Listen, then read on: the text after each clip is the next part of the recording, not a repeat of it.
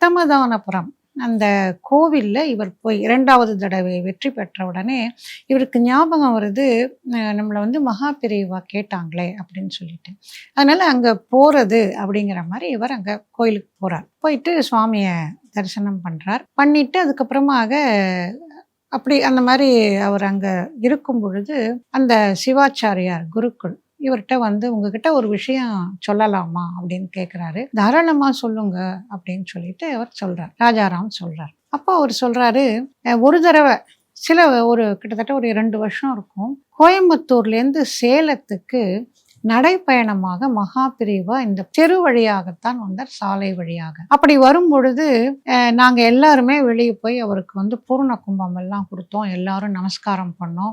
அவரும் ஆசீர்வாதம் பண்ணாரு. நான் வந்து பெரியவாள்ட்ட "தயவு செஞ்சு நீங்க இந்த கோவிலுக்கு வாங்கோ. உள்ள வந்து ஈஸ்வரன தரிசனம் பண்ணுங்கோ" அப்படின்னு சொல்லிட்டு கேட்டிருக்காரு.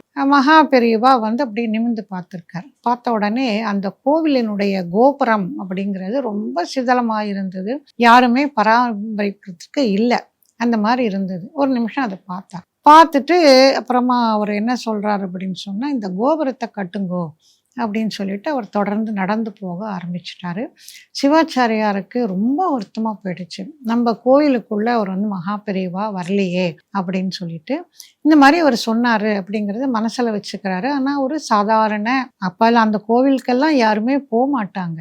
வருமானம் கிடையாது. எத்தனை பேர் அந்த மாதிரி எத்தனை கோவில்கள் இன்றைக்கும் வறுமையிலே வாடிக்கொண்டிருக்கின்றன.